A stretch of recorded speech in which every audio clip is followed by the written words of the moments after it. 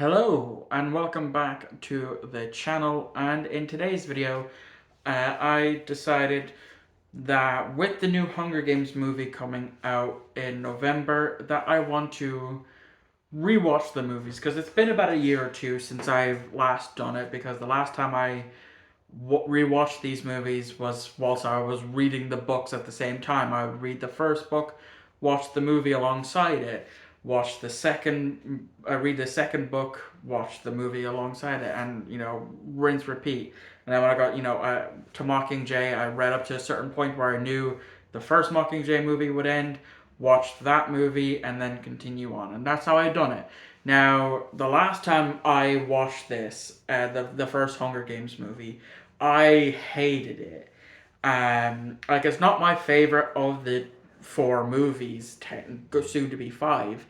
That is Catching Fire is my absolute favorite. But the main reason why I was hating on it the last time I rewatched it, as a lawnmower has been set off, so I apologize for the sound.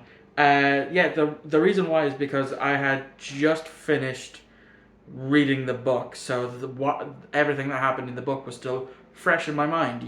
But then again, what book to movie is actually one to one, you know.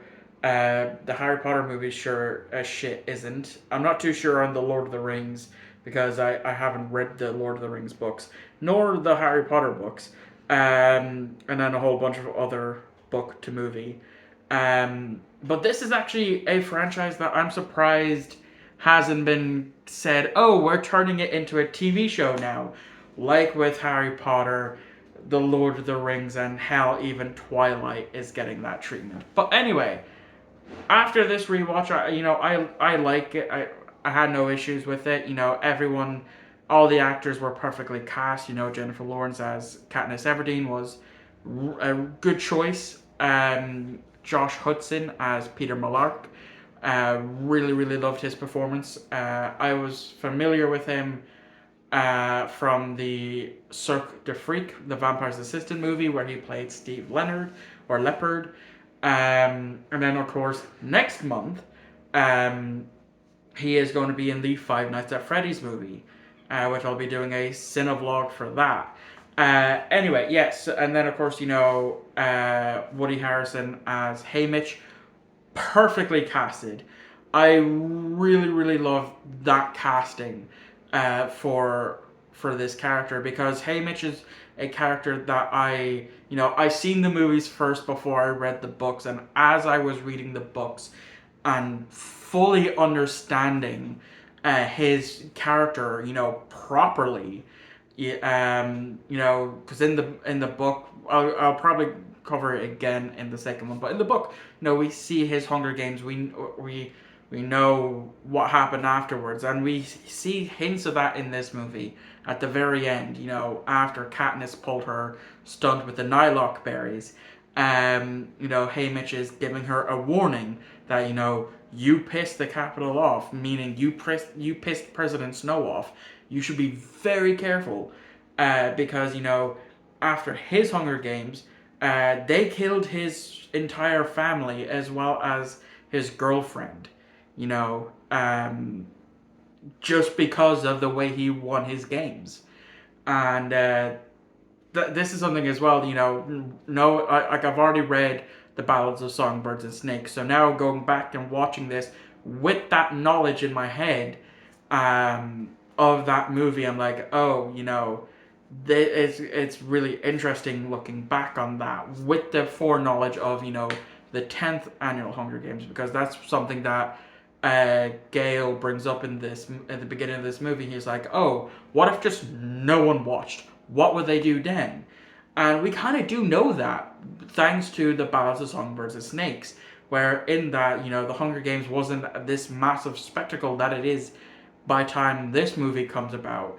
And so even though people weren't watching, they would still take the 24 tributes, put them into the one arena, and have them duke it out. But yeah, even when I was watching it, I was thinking to myself, hang on, how come President Snow didn't just explode them? Peter and Katniss. Why didn't he do that?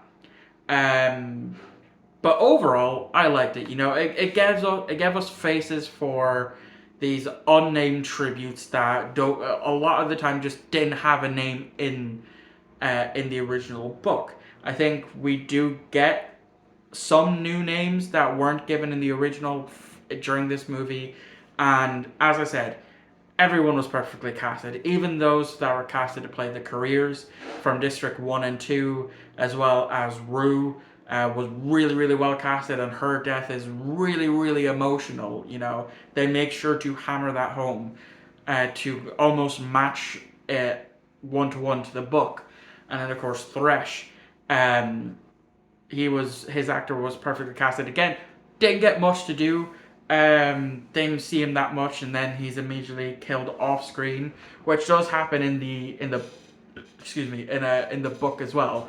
But one thing that I didn't like is the mutts at the end of this movie, because they just look like your average jacked up dog, but in the books, they all these mutts actually have the faces of the fallen tributes that have died in this games, to mess with their heads. And I get that they're probably, it's at what, a 12 on an age rating.